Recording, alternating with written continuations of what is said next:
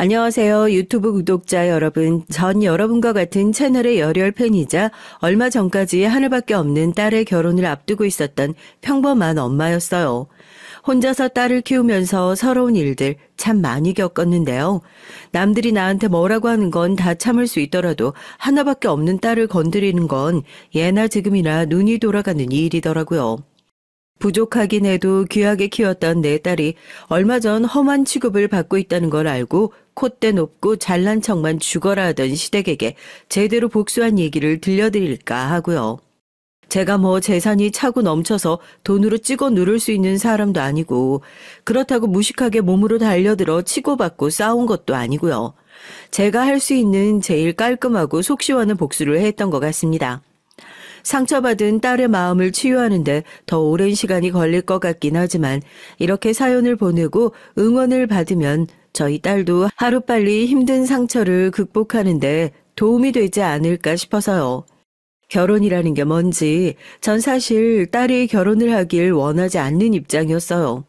다른 엄마들은 자식이 혼기차면 하루라도 빨리 시집 보내고 싶어서 안달이 났다고 그러는데 전 주변에서 뭐 저런 특이한 엄마가 있냐고 얘기를 할 정도로 딸이 시집을 가지 않았으면 좋겠다 매일같이 노래를 불렀거든요.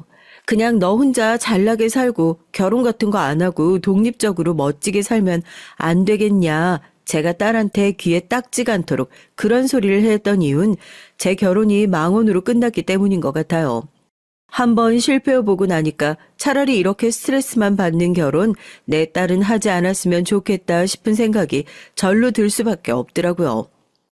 엄마는 우리 은영이 평생 결혼 안 하고 엄마랑 좋은 데 여행도 다니고 그러고 살았으면 참 좋겠다. 은영아, 진짜 결혼 별거 없어. 주변에서 하나둘씩 친구들 결혼하고 나니까 네가 조바심 나서 그러나 본데 막상 시집간 친구들 얘기 들어봐라. 시댁 때문에 스트레스 받고 남편 때문에 스트레스 받고 혼자 사는 것도 팍팍한 인생인데 꼭 그렇게 혹을 더 붙여야겠어? 엄마, 그건 남편 제대로 못 만난 애들이나 하는 얘기고 엄마가 뭐 때문에 걱정하는지 알겠는데 나 절대 실패할 일 없어. 엄마 여태까지 나 키우면서 내가 한 번 마음먹은 거 뭐 실패하는 거 본 적 있어? 결혼하고 나서도 엄마랑 여행 자주 다니고 남편 눈치 안 보고 친정에다 잘하는 그런 결혼 아니면 안 할 거니까 벌써부터 사서 걱정하지 마. 남들 딸 시집 못 보내서 안달이라는데 엄만 입만 열었다 하면 결혼하지 말라고. 하여튼 특이해.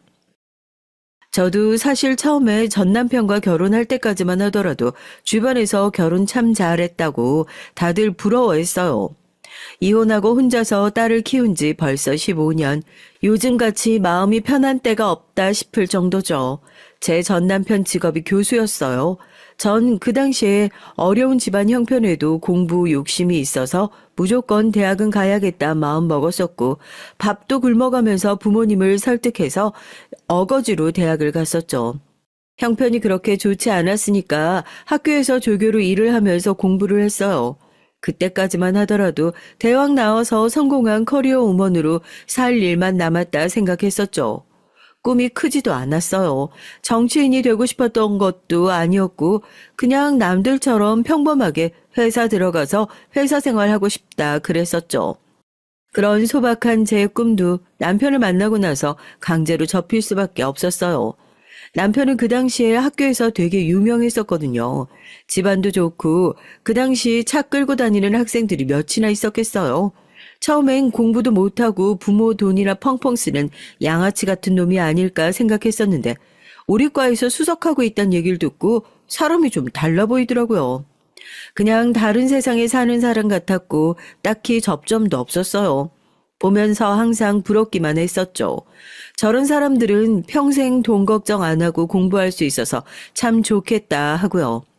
왜 사람은 자기가 못 가져본 것에 항상 욕심이 난다고 하잖아요. 전 남편은 살면서 한 번도 가난한 배경을 가져본 적이 없어서 그랬을까요? 과에서 제일 가난하고 아르바이트 하느라 공부할 시간도 빠듯해서 성적도 겨우겨우 남들과 비슷하게 맞춰가고 있는 저에게 먼저 관심을 갖고 다가왔어요. 수경아, 너 일하느라 시험 공부할 시간도 없지? 내가 과외 좀 해줄까? 도서관에서 기다릴 테니까 일 마치고 와. 내가 공부 좀 알려줄게. 내가 원래 힘든 사람 돕는 걸 좋아해서. 처음에 저한테 공부를 알려준답시고 말을 붙이더라고요. 저희가 붙어 다니는 걸 보고 학과 사람들이 전부 수군거렸어요. 왕자와 거지라고. 전 남편이 처음 고백을 해왔을 때도 동정심으로 사람 우습게 만들지 않아줬으면 좋겠다면서 거절했고 살면서 거절이라는 걸 처음 당해봤대요. 오기가 생겼는지 더 끈질기게 쫓아다니더라고요. 10번 찍어 안 넘어가는 나무 없다고 그렇게 사귀게 됐고 졸업을 얼마 앞두지 않은 상황에서 전 뱃속에 아이가 생겼다는 사실을 알게 됐습니다. 괜찮다고 안전하다고 그 말만 철석같이 믿었던 저한테도 문제가 있지만 그땐 기쁜 마음으로 딸을 받아들일 수가 없더라고요. 내가 대학 졸업 후에 꿈꿔왔던 모든 미래들이 다 무너져버리는 것만 같았거든요. 제 생각엔 그때 전 남편도 크게 결혼할 생각까지는 없었던 것 같은데 워낙 남체면을 중시하는 성격상 학교에 애를 뗐네 어쨌네 하는 소문이 나는 것이 더 싫었던 모양이죠. 시부모님 뒷목 잡고 쓰러지는 모습 보면서 어거지로 했던 결혼이었습니다. 너 같은 게 어떻게 우리 태호를 꼬드겨가지고 아휴 발목 잡혀도 이런 애한테 잡혀선 이 등신 같은 놈 너 어디 나가서 우리 태호 마누라라고 말하고 다니지도 마라. 애 장차 교수 될 애야. 네가 최소한 양심이라는 게 있으면 그냥 나 죽었다 생각하고 남편 뒷바라지나 꼬박꼬박 열심히 해. 그게 네 업보 청산할 수 있는 유일한 방법이니까. 알겠어? 혼수 하나 제대로 해줄 수 없었던 가난한 친정. 남편은 그 당시에 대학원에 다니고 있었고 시댁에서 돈만 바르면 얼마든지 교수까지 만들 수 있는 상황이었으니까 저한테 찍소리도 하지 말고 남편 뒷바라지나 하고 내조나 하라 못을 박더라고요. 저도 애 낳고 몸 좀 풀고 나면 회사 생활 좀 해보고 싶다 말도 꺼내보지 못했어요. 처음엔 어떻게 이런 사람을 만날 수가 있었지. 항상 신기해하며 좋아서 어쩔 줄 몰랐던 남편도 결혼하고 애 낳고 나니까 절 바라보는 눈빛이 달라지더라고요. 그때 제가 우울증도 왔어요. 딸 낳고 나서 아들도 못 낳고 딸이나 낳았다고 구박은 구박대로 받지. 전 언제 애를 키워봤냐고요. 애는 막 하루 종일 울어대지. 모성애고 자시고 다 포기하고 그냥 남들 다 모르는 곳으로 도망쳐버릴까 생각도 했었는데 또 제 손가락을 살며시 잡고 배시시 웃는 딸을 보니까 그런 생각을 잠깐이라도 했다는 것 자체가 미안해지더라고요. 그래 내가 낳아놓은 내 자식이다. 무슨 일이 있어도 죽을 힘을 다해서 이엔 지켜내야지. 그런 마음으로 하루하루를 버티며 살았습니다. 하지만 시댁과 남편의 태도는 날이 갈수록 더욱 싸늘해지기만 했어요. 산후조리도 제대로 못해서 손목이며 발목이며 허리며 안 아픈 데가 없어도 남편이 들어오면 12시가 됐든 새벽 2시가 됐든 따뜻한 밥상을 차려서 내야 했고 낮엔 팔짱 끼고 감시하는 시어머니의 서슬퍼런 시선 밑에서 죽어라 집안일만 했어야 했어요. 세상엔 열심히 해도 안 되는 일이 있다는 걸 그때 알았습니다. 집안일이든 남편 뒷바라지든 열심히 하다 보면 시댁에게 인정받는 날이 올 거라고 생각했던 제가 너무 멍청했던 거죠. 제가 잘하면 잘할수록 그 사람들 눈에 전 그저 뒷배 없는 호구처럼 보였을 거예요. 그래도 우리 딸 애비 없는 자식으로 만들지 않으려고 노력했는데 결국 남편은 신락 같은 제 희망까지 저버리고 말았죠. 시댁이 열심히 돈 처바른 덕분에 남편은 지방대 교수 자리를 결국 꿰차게 됐고 교수 직함 달고 나니까 콧대 높던 그 성격에 날개가 돋치더라고요. 다음 주면 아버지 칠순이에요. 그냥 나가서 간단하게 외식이라도 하자고 그러시는데 당신도 급한 일 아니면 시간 좀 내지 그래요? 은영이만 데리고 가는 것도 이상하고. 넌 양심도 없냐? 장인어른 장모님이 결혼할 때 숟가락 하나 얹지도 않았는데 이제 나보고 칠순까지 챙겨라 이거야? 교수회 모임 있어. 봉투 하나 챙겨줄 테니까 적당히 둘러대. 그때가 저희 친정아버지 칠순이었어요. 돈의 디귿자도 꺼내지 않았는데 남편은 단박에 얼굴을 구겨가며 짜증을 내더라고요. 그래 워낙에 바쁜 사람이니까 원래 저렇게 무심한 사람이었으니까 별로 크게 상처를 받지도 않았습니다. 초등학교를 다니던 딸만 데리고 남편이 챙겨준 봉투 들고 외식에 갔어요. 최서방은 어디 가고 혼자냐는 친정 부모님의 물음에 앵무새처럼 남편은 오늘 학교에서 교수회 때문에 바쁘다고, 착하고 바보 같은 저희 부모님은 교수 남편 뒀으니 그런 일로 서운해하지 말라는 소리만 하셨고요. 식사 잘 마치고 그래도 그냥 가기 아쉬워서 근처 커피숍에서 커피 한잔하고 들어가자고 제가 먼저 부모님을 붙잡았습니다. 늦은 시간이라 딸아이인 제 무릎을 베고 자고 있는데 화장실에 다녀온 친정엄마가 얼굴이 사색이 돼선 저보고 얼른 집에 들어가자고 재촉을 하시는 거예요. 아직 시켜놓은 커피가 절반도 넘게 남았는데 왜 저러시나 했죠. 엄마, 아직 커피도 많이 남았어. 갑자기 왜 그래? 오늘 최서방도 늦게 들어와서 나 천천히 들어가도 된다니까. 엄마도 이런 분위기 좋은 커피숍 와보고 싶다고 노래 불렀잖아. 아유, 글쎄 가자니까 그러네. 못하고 있어. 얼른들 안 일어나고. 은영아, 얼른 일어나봐라. 응? 너 집에 들어가자. 들어가서 자야지. 할머니 이제 피곤해서 안 되겠다. 얼른. 뭔가 이상하다 싶었죠. 친정엄만 자는 저희 딸 아이까지 흔들어 깨워서 저희를 얼른 커피숍 밖으로 밀어냈어요.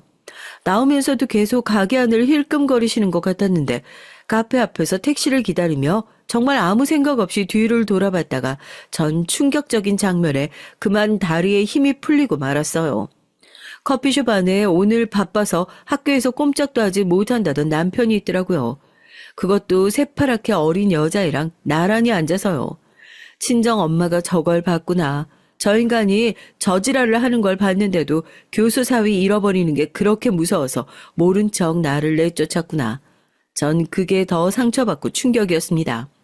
친정 엄마가 제 손목을 끌어당기면서 남자들 한 번씩은 다 저런다. 그냥 모른 척 해라 하시는데 제가 손을 딱 뿌리치고 소리를 질렀어요.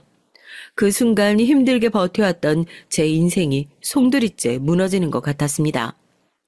엄마, 은영이 데리고 가 있어. 아무 소리도 하지 마.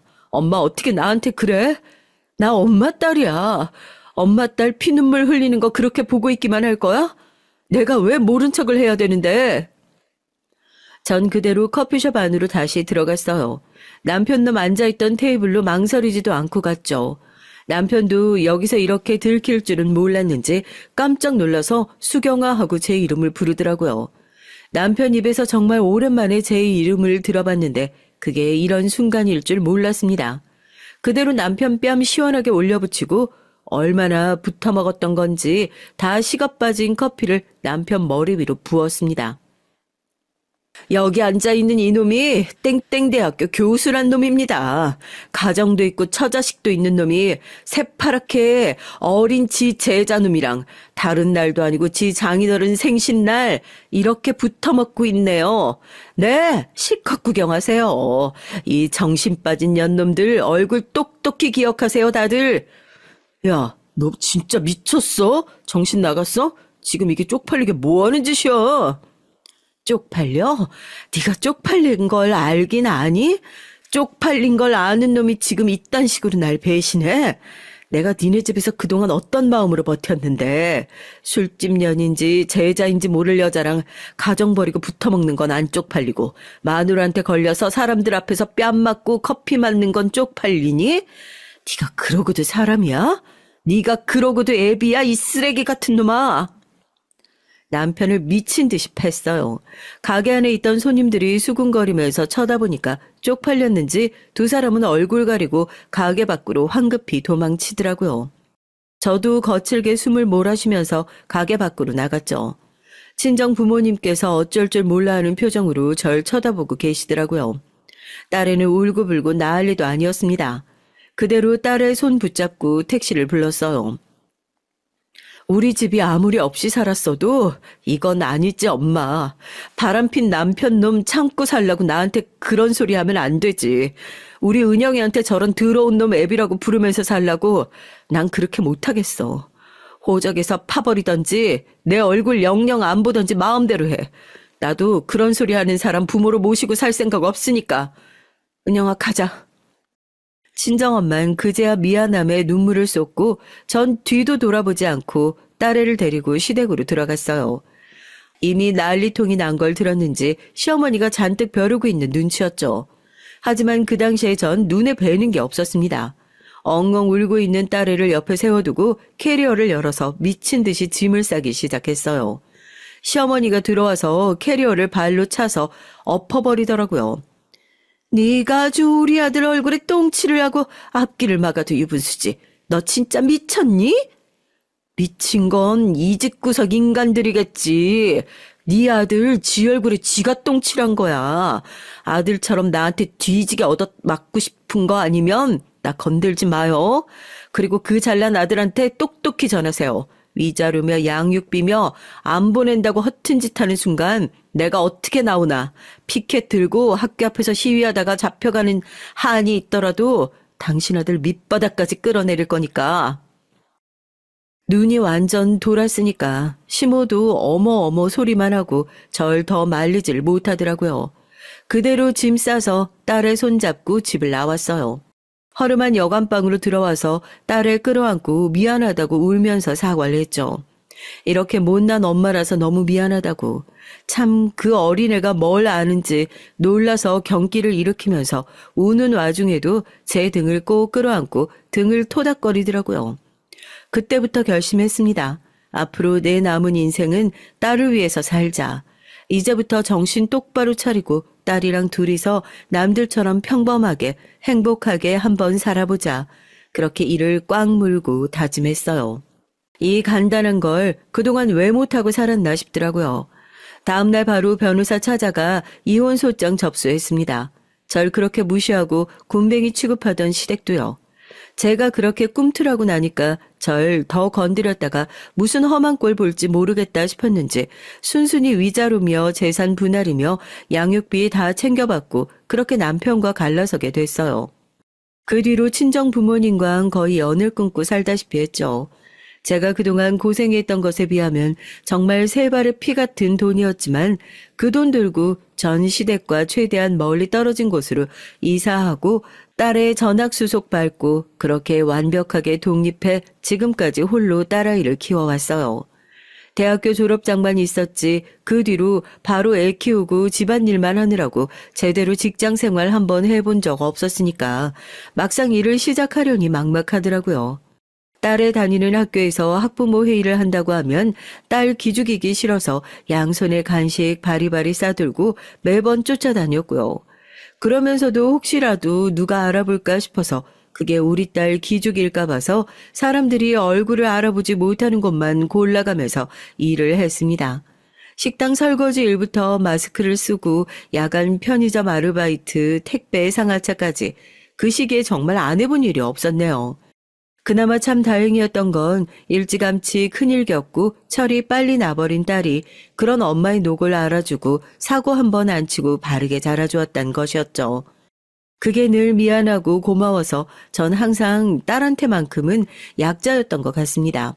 딸이 해달라는 건 뭐든 다 해줬고 딸이 하고 싶다는 공부가 있으면 뭐든 밀어주었죠. 여태 딸 키우면서 단 한 번도 그의 의견에 반기를 들었던 적이 없어요. 내 딸이니까 믿으니까 항상 좋은 결과가 있었으니까요.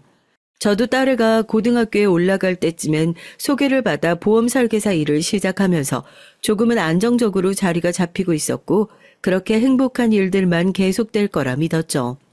제가 너무 딸을 믿어왔던 걸까요?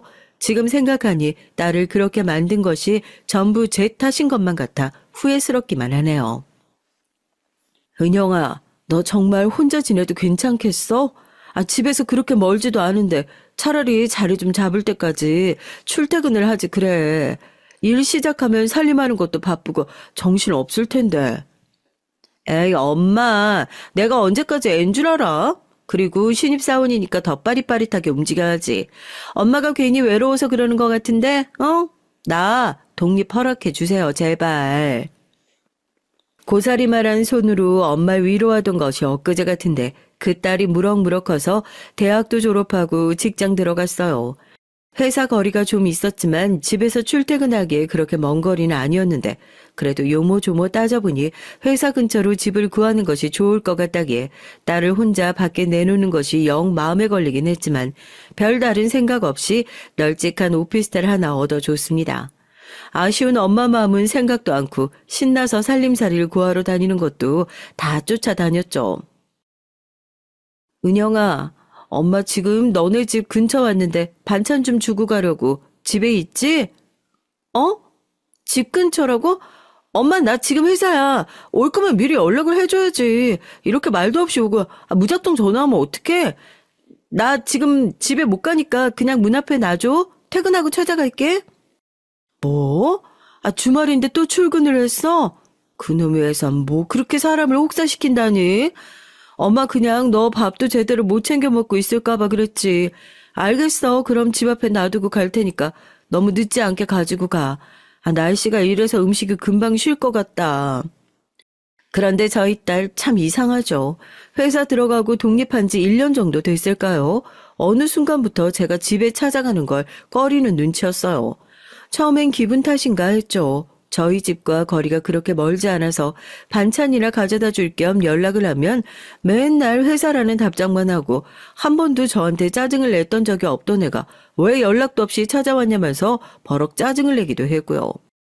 처음엔 평일 주말 할 것 없이 불러대는 회사 때문에 애가 많이 예민해졌나 했습니다. 그날도 반찬을 문 앞에다 놔두고 집으로 돌아가려다 아무래도 오늘은 딸이랑 좀 얘기를 해봐야지. 잠시 차에 앉아 고민을 하고 있는데 저 정말 심장 떨어지는 줄 알았잖아요. 딸이 살고 있는 오피스텔 문이 열리더니 딸아이가 웬 남자와 다정히 팔짱을 끼고 나오는 거 아니겠어요? 차림새를 보아하니 둘 다 방금까지 집에 있다 나온 것 같은 모습이었죠. 최은영, 너 지금 이게 무슨... 아까 엄마한테 회사 있다고 하더니 다 거짓말이었어? 엄마, 그게 아니고... 엄마, 우선 올라가서 얘기하자. 내가 다 설명할게.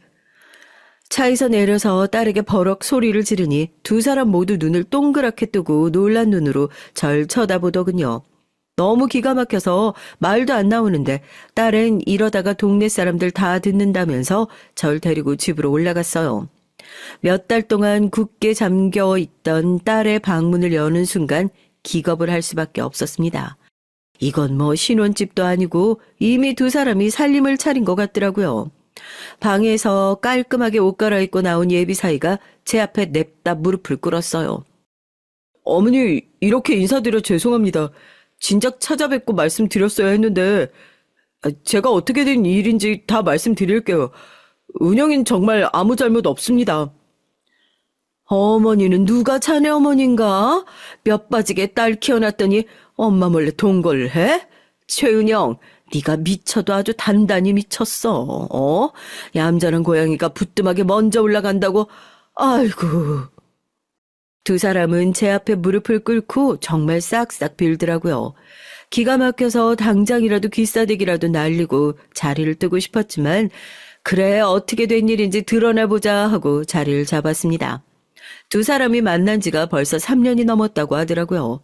집에 들어와서 산 지는 몇 개월 안 됐고요. 보아하니 딸이 절 집에 못 오게 했던 그때부터였던 것 같아요. 제가 개인적인 일이 생겨서 집을 급하게 뺄 일이 생겼는데 출퇴근도 그렇고 당장 집을 구하기 어려워서 은영이가 도움을 줬어요.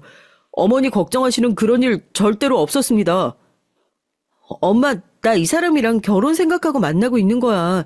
어차피 결혼하고 합칠 살림인데 요즘엔 결혼 전에 일부러 성격 맞는지 보려고 동거부터 시작하는 사람도 많대. 물론 엄마한테 솔직하게 말 못한 건 너무 죄송스럽지만 그래도 진짜 괜찮은 사람이야. 한 번만 믿어줘. 결혼도 전에 부모 허락도 없이 동거부터 시작하는 놈이 어디 정신 제대로 박혀있는 사람이야? 그래, 좋아. 자네 부모님은 지금 결혼 전제로 만나고 있는 여자 집에 이렇게 얹혀 살고 있는 거 알고 계시나?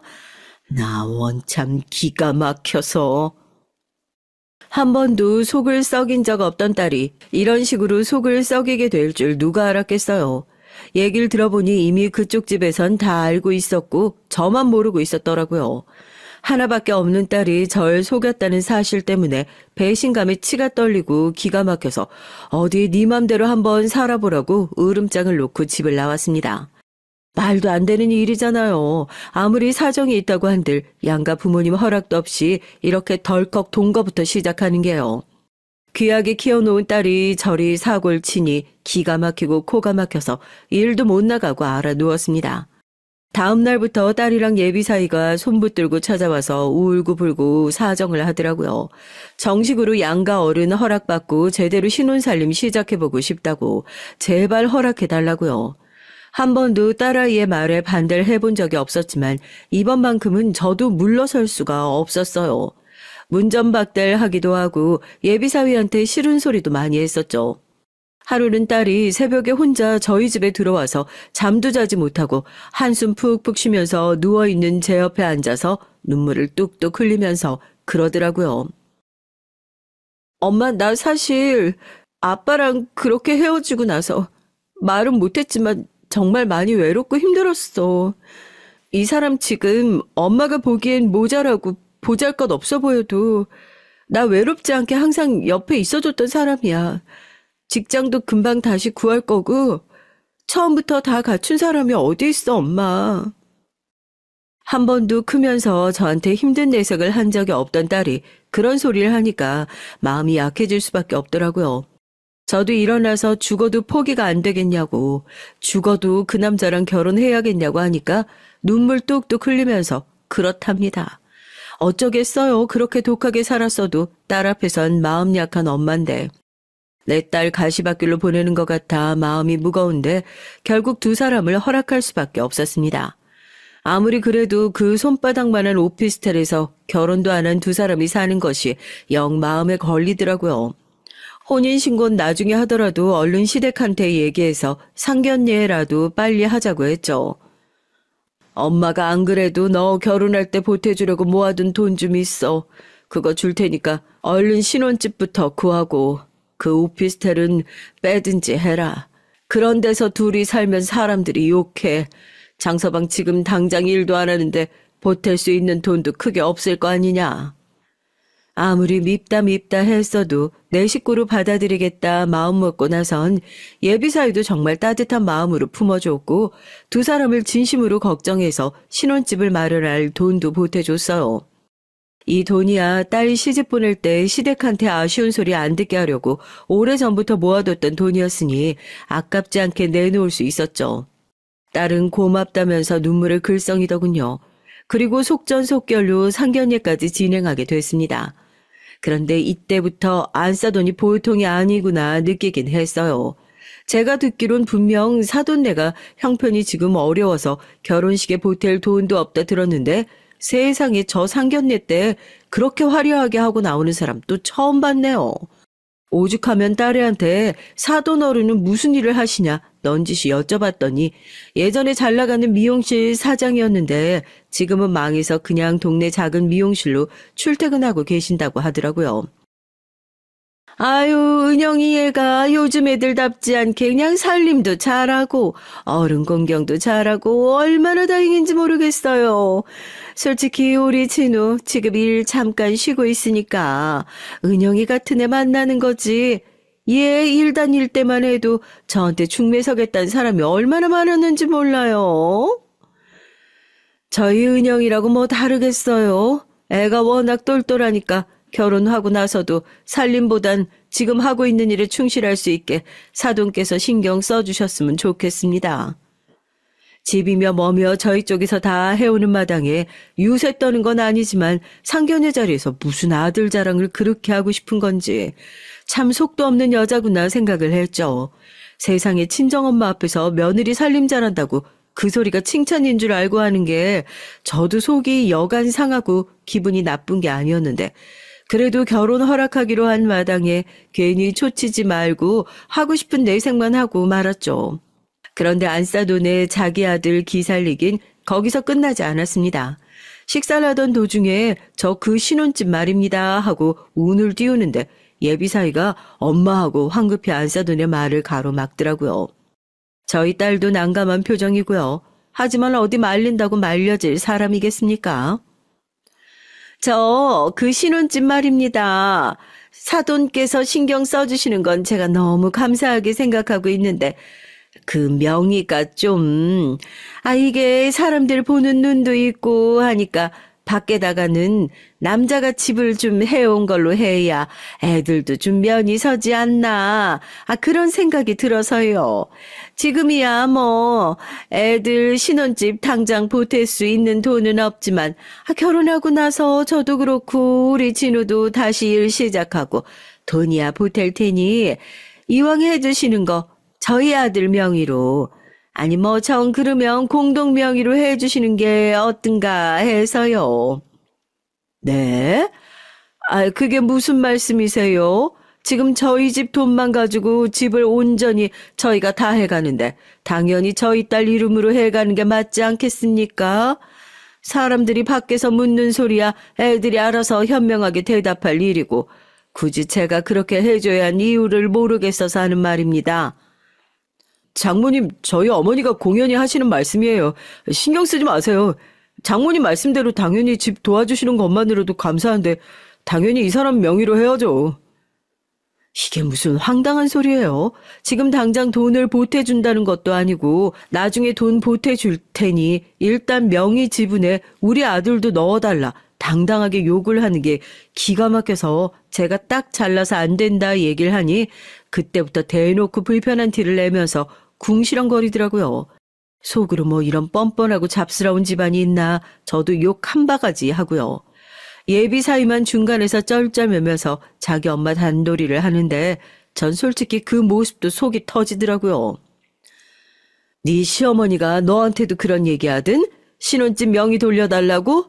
네 참나 사람들이 돈이 없으면 양심이라도 있어야지. 어떻게 상견례 자리에서 남의 집 귀한 딸 데려간다고 감사하단 소리 한마디 없이 뻔뻔하게 집 얘기를. 넌 꼭 그 집에 시집 가야겠어? 네 엄마 이렇게 다 속 터지는 걸 보면서도? 아이고 내 팔자야. 엄마, 진짜 그런 거 아니야. 평소에 그런 얘기 하시지도 않으셨다가 갑자기 저러시는 거야. 나도 딱 잘라서 안 된다고 말씀드렸어. 신경 쓰게 해서 죄송해요. 딸 시집 가는데 제가 돈이 아까워서 그러겠어요. 손 안 대고 코 풀려는 저 사돈댁의 태도가 결혼하고 나선 어디 바뀌겠냐 이 말이에요.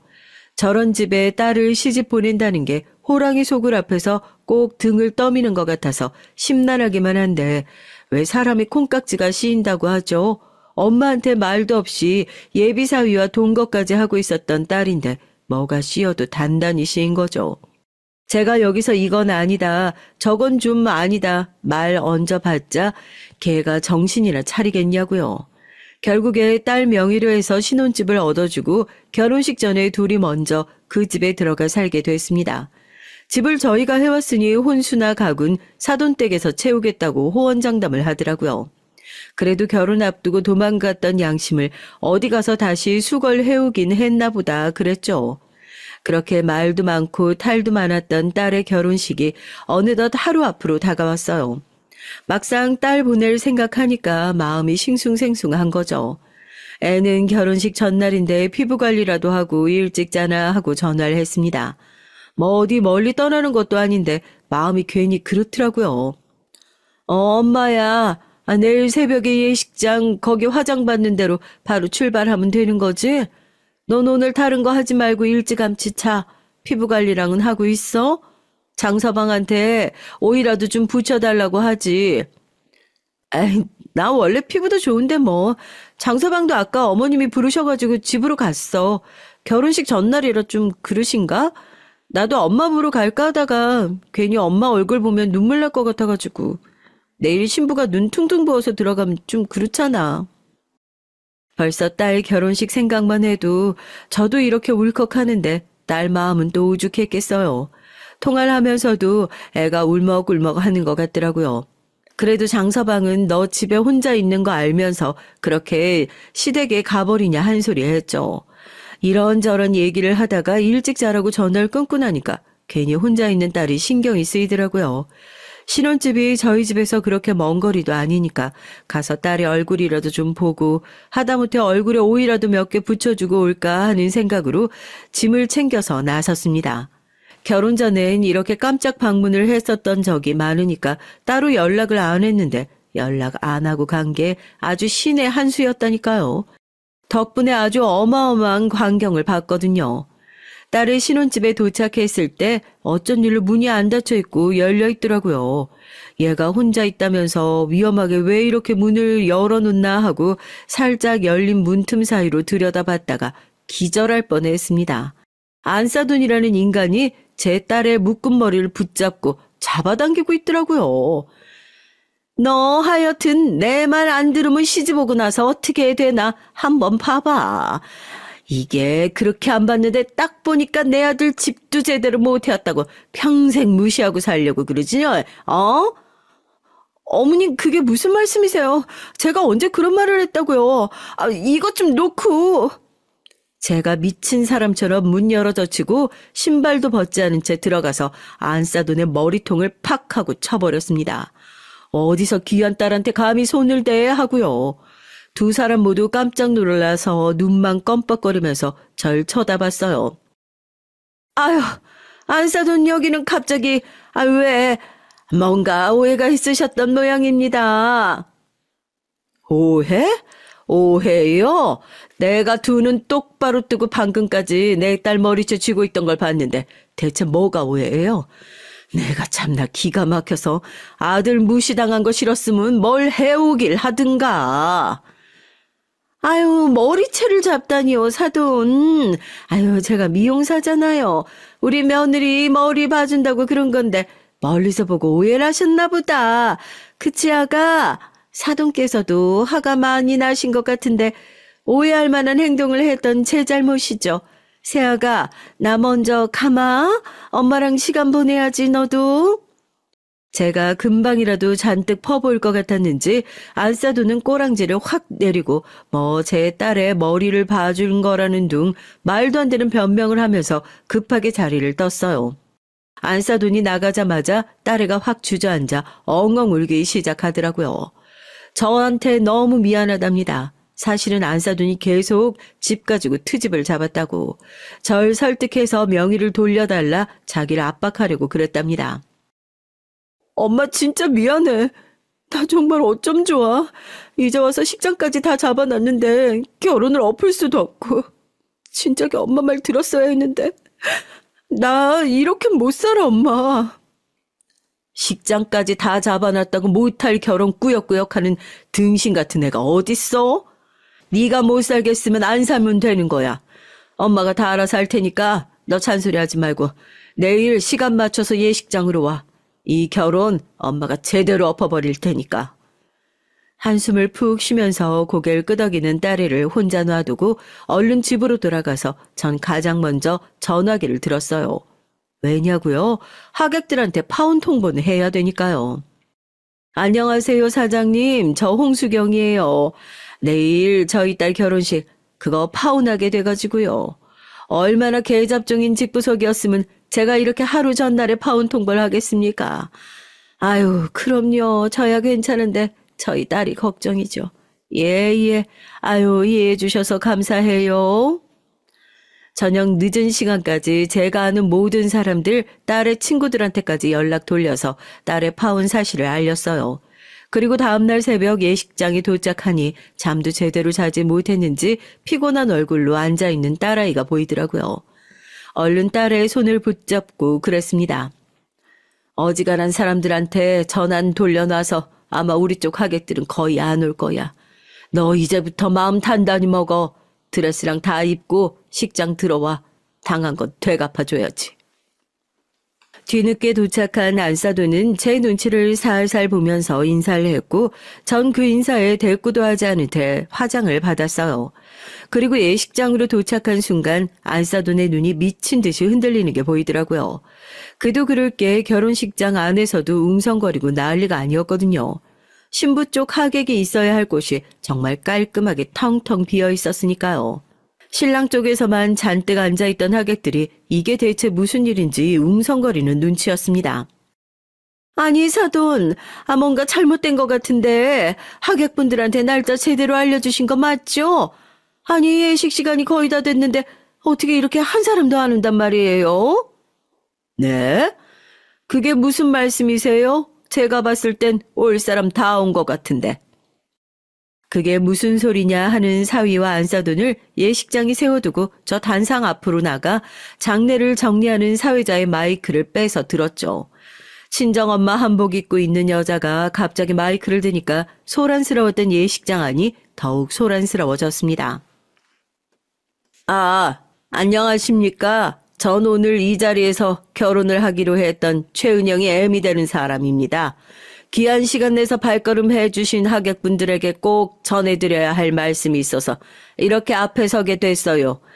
결혼 준비하는 동안 저기 보이시는 저 사돈댁께서는 아들 장가 보내는데 돈 한 푼 보태지 않으셔놓고서는 며느리 친정에서 해온 집을 자기 아들 명의로 바꿔달라고 상견례부터 졸랐던 아주 파렴치한 여자입니다. 그뿐만인 줄 아세요? 어제 제가 신혼집에 찾아갔다가 저기 사돈이라는 여자께서 저희 딸한테 너네 엄마 꼬드겨 집 명의 옮기라고, 내 말 안 들으면 평생 고생할 거라고 협박을 하면서 제 딸 머리채를 잡는 모습까지 봤습니다. 여기 계신 하객 여러분, 가슴에 손 얹고 한번 생각을 해보십시오. 입장 바꿔서 내 자식이 그런 취급받고 있으면 옳다구나 하고 결혼 안 엎으실 부모 한 분이라도 계십니까? 제가 파렴치 아닙니까? 뭐야, 완전 미친 여자 아니야? 그런 또라이 같은 집구석이라고 당장 파혼시켜야죠. 결혼했다가 무슨 더 험한 꼴을 보려고. 맞지. 그렇게 안 봤는데 완전 미친 여자 아니야? 아유, 이봐요. 내가 축의금으로 낼 돈이나 빨리 돌려줘요. 이딴 망나니 같은 집구석 뭘 축하한다고 축의금을 냈는지 돈 아까워서 원.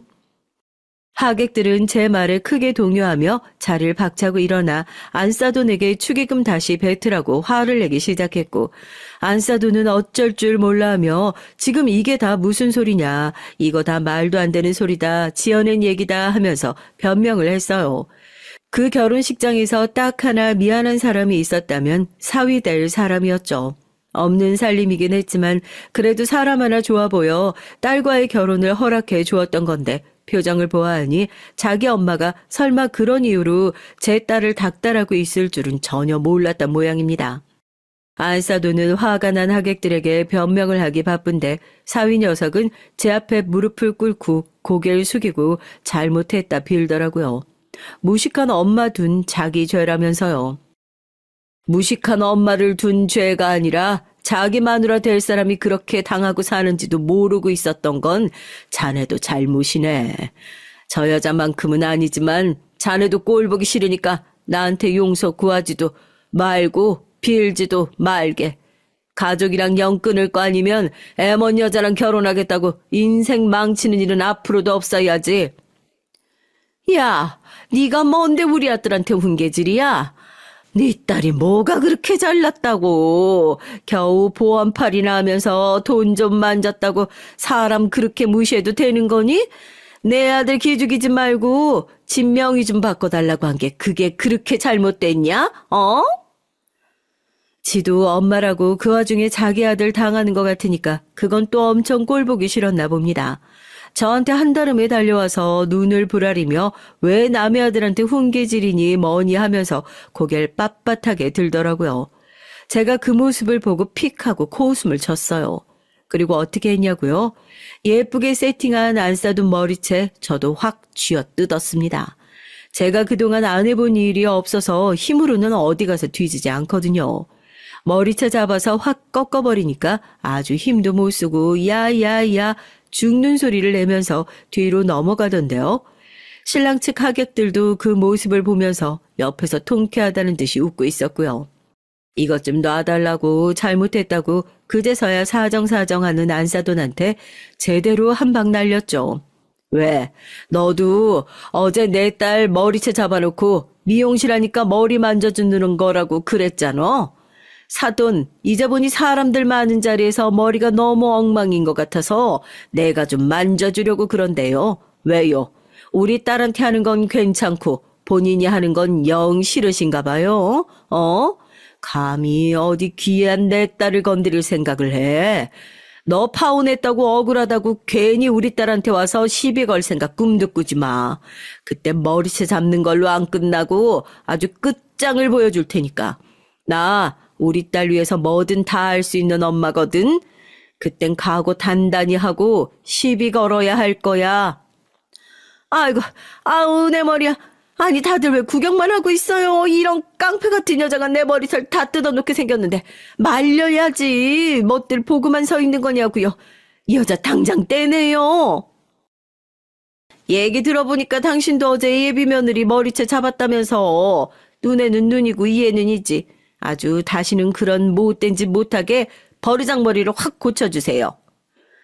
세상 천지의 결혼식장에서 안 싸돈 머리채 잡으면서 사람들한테 응원받는 사람은 아마 저밖에 없을걸요. 그렇게 한참을 더 실랑이를 하고 나서 겨우 딸애가 저희를 뜯어놓고 다시는 연락도 하지 말고 내 딸 인생에 참견할 생각 꿈도 꾸지 말라 으름장을 놓고 제 딸 손 붙들고 결혼식장을 나왔습니다. 집으로 돌아가는 길 내내 딸이는 저한테 미안한지 죄송하단 소리만 반복하면서 고개를 푹 숙이고 눈물만 떨구더라고요. 물론 잘못한 선택을 한 딸이 100번 1000번 잘못한 것이 맞긴 하지만 그래도 사람이 살면서 어디 실수 한번 안 하고 살겠어요. 기죽지 마. 결혼 망했다고 네 인생 망하니? 엄마 봐라. 이혼하고도 이렇게 잘 사는데 혼인신고도 하기 전에 결혼 파토 낸 게 뭐 그렇게 대수라고. 이렇게 풀이 죽어 있어. 기죽지 말고 당당하게 살아. 너 엄마 딸이야, 어? 우리 집 여자들한텐 남자 없이도 잘 살 수 있는 DNA가 흐르고 있다는 거. 그러니까 진짜 제대로 된 놈 데려올 거 아니면 당분간 결혼 결자도 꺼내지 말고. 엄마 말 무슨 말인지 알겠지? 엄마, 다시는 엄마한테 비밀 안 만들게요. 무슨 일이 됐든지 간에 엄마랑 먼저 상의할게. 내가 진짜 뭐에 홀렸었나 봐. 정말 잘못됐는 줄 알면서 왜 그 집에 꾸역꾸역 시집을 가겠다고 그렇게 고집을 피웠는지 모르겠어. 물론 그 사람이 너무 좋은 건 사실이지만 그래도 아닌 건 아닌 거 알겠어. 나 이제 마음 접을게 엄마. 이렇게 망신 줘서 너무 미안해요. 망신은 무슨 망신. 엄마가 이런 거 망신이라고 하나도 생각 안 해. 내 딸이 시집살이 당하면서 찍소리도 못하고 있는 거 그거 친정엄마한테 말하는 게 미안해서 아무 소리도 못하고 입 다물고 있는 거 그거 엄마한텐 더 쪽팔린 일이야. 그러니까 다시는 엄마 쪽팔리게 만들지 마. 그렇게 딸애를 꼭 끌어안고 둘이 같이 눈물을 쏟았다니까요. 이제야 속 안 썩이고 엄마 말만 잘 듣던 착하고 예쁜 내 딸로 돌아온 것 같아서 마음이 놓였죠. 그래도 결혼까지 생각할 정도로 사랑했던 남자였고 한때 같이 살기도 했었던 사람인데 애 속이 얼마나 말이 아니겠어요. 아무리 그래도 아닌 건 아니라고 더 늦기 전에 빨리 말해주고 끌어내는 것이 엄마로서의 할 일이라고 생각해서 이렇게 결혼을 파토내게 됐습니다. 잘했다는 칭찬까진 못 들어도 그래도 나도 그 심정 이해 간다. 이 얘기 한마디 듣고 싶어 이렇게 사연을 보내게 되었네요. 제 마음 다른 사람은 다 몰라도 사연 들으시는 분들은 이해하시죠? 앞으로 우리 딸과 행복한 인생 살아갈 수 있도록 힘내라는 응원 댓글 많이 좀 부탁드립니다. 속상한 딸과 함께 사연 보내면서 기운 차려볼게요. 안녕하세요. 집에서 사연을 열심히 보고 있는 60대 노인입니다. 아직 서툴긴 하지만 요즘엔 이런 사연을 보내는 사람들이 많아서 저도 있었던 일을 알려드리기 위해 이렇게 글을 보내봐요. 지금은 혼자 편하게 살고 있지만 전 사실 몇 년 전까지만 해도 남편에게 맞는 아내로 살면서 제 삶은 철저하게 무너지고 있었는데요. 주변에 있는 사람들도 알 정도로 제가 힘들게 결혼 생활을 했거든요. 지금은 이혼하고 잘 지내는 중입니다. 제가 이혼을 할 수 있을 줄은 꿈에도 몰랐어요. 그 지옥에서 빠져나올 수 있을지 몰랐거든요. 이렇게 자유롭게 살기까진 며느리의 역할이 중요했다고 볼 수 있죠. 오늘은 그동안의 제 얘기를 한번 들려드릴까 합니다.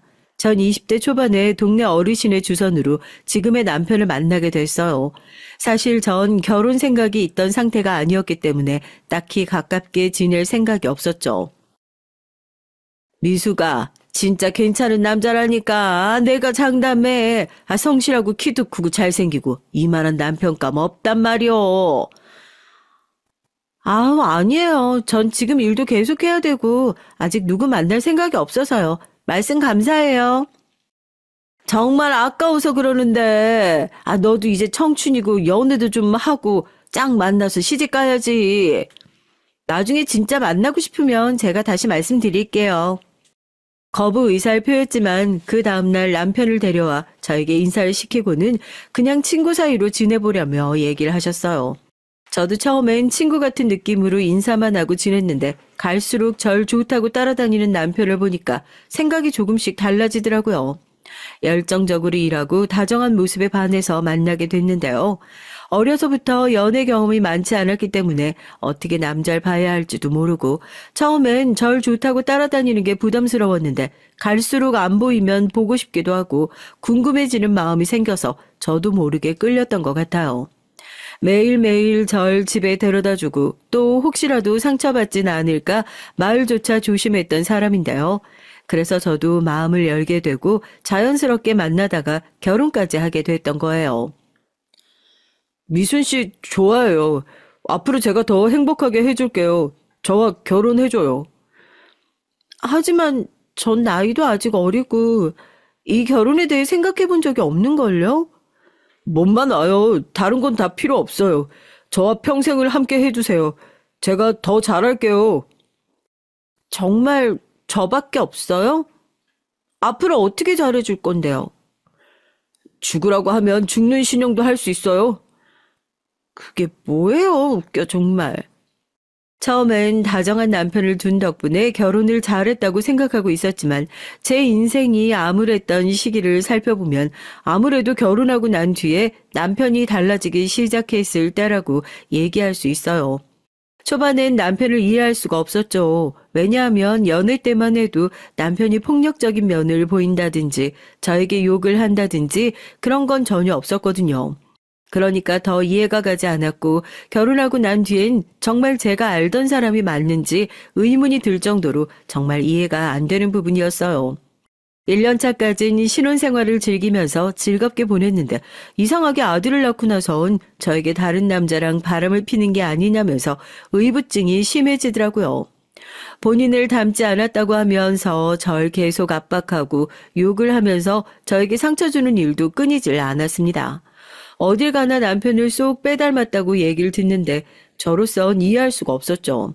그래서 항상 당신 아들이라고 얘기를 해도 그걸 어떻게 믿냐며 얘기하네요. 그 당시엔 친자 검사라도 해보라고 했지만 본인이 굳이 왜 그런 걸 해야 하냐면서 거부하셨는데 제가 지금 와서 생각해보면 그걸 트집을 잡고 싶었다는 걸로밖에 안 보이네요. 이런 부분을 초반에 시부모님께도 말씀을 드려봤는데요. 친정 부모님도 마찬가지지만 다 반응이 제가 잘못한 부분이 있어서 그럴 것이라는 얘기들이라서 전 결국 남편뿐만 아니라 부모님들에게도 심리적으로 가스라이팅을 당한 것과 다름이 없었습니다. 어머니 저 정말 이대로는 못 살 것 같아요. 하루가 멀다 하고 저한테 윽박지르는 것은 물론 일도 안 하면서 저한테 계속 돈만 달라고 요구해요. 가장이 힘들다고 하면 도와줄 수는 없을 망정 지금 시어머니한테 와서 이르는 것이냐?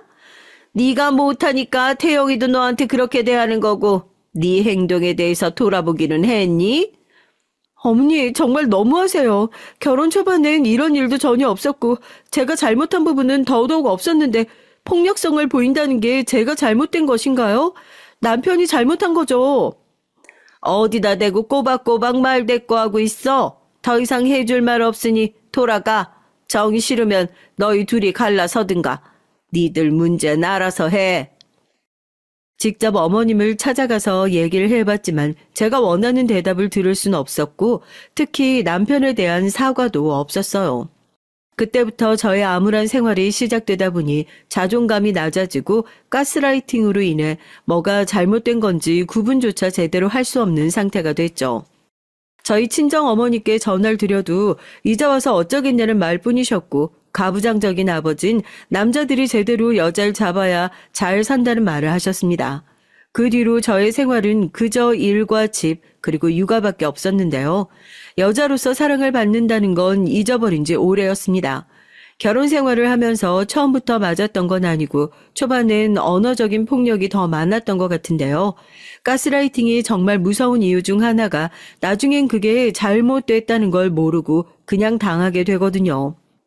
지금이야 가족 폭력이라든지 예전보다 법이 강화된 부분들이 있다 보니 신고를 하면 도움이 되는 부분이 있었지만 제 시대 경우엔 단순한 부부싸움으로 보는 게 대부분이었고 종종 제가 참지 못해서 남편을 신고했을 때 오히려 더 큰 화를 부르게 됐어요.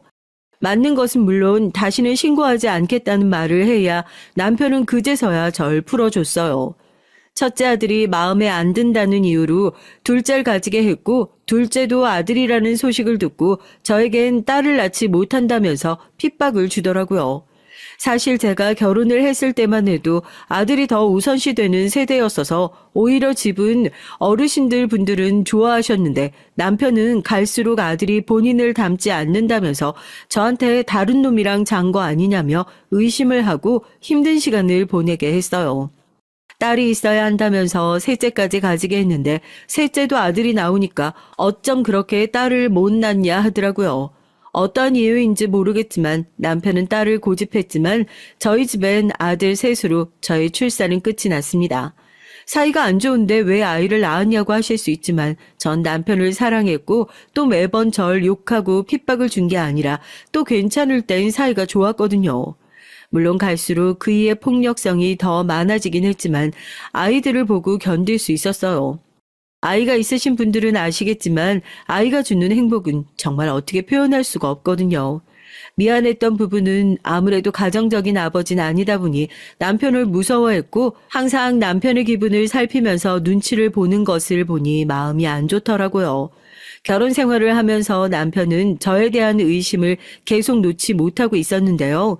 제가 다른 사람을 만나는 것 같다면서 아들들에게도 얘기하는 것은 물론 절 의심하면서 계속 조사를 하듯이 질문을 하더라고요.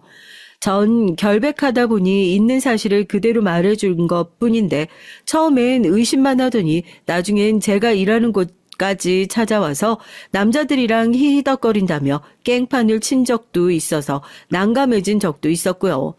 이렇게 가부장적일 줄 알았다면 결혼을 하지 않았을 텐데 핏덩이인 아들들을 두고 이혼을 할 수도 없었어요. 남편과 결혼 생활을 하면서 행복했던 건 연애 시절과 딱 신혼 1년 차였던 것 같아요. 이후론 아이를 양육하기도 바쁜데 절 계속은 의심을 하는 남편 때문에 힘들었었거든요. 살다 보면 나아지겠지 했던 남편은 갈수록 더 심해졌어요. 아들들과 시간을 보내면서 있어도 집으로 돌아온 남편으로 인해 행복한 시간이 그대로 무너지는 경우가 많더라고요. 저번에는 말로만 절 욕했다면 갈수록 폭력성도 높아지고 첫째가 8살이 되었을 때 처음으로 폭력적인 면이 보였던 것 같아요. 말로는 욕을 듣다가 폭력이 가해지니까 그땐 정말 아무것도 못하겠더라고요. 한 번이 어렵지 2번, 3번까진 손이 그냥 올라가는 모습을 보니까 더 이상 저를 사랑하지 않는다는 걸 느낄 수밖에 없었어요. 그걸 보고 자란 아이들은 어떻겠어요? 절 불쌍히 여기며 제발 이혼을 하면 안 되냐고 얘기를 했지만 사실 그게 말이 쉽지 직접 이혼을 하기엔 감당해야 할 부분들이 더 많았어요. 결혼한 대로 생활비를 제대로 받아본 적도 없고 집안일과 잡일을 해가며 아들 셋을 키웠어요.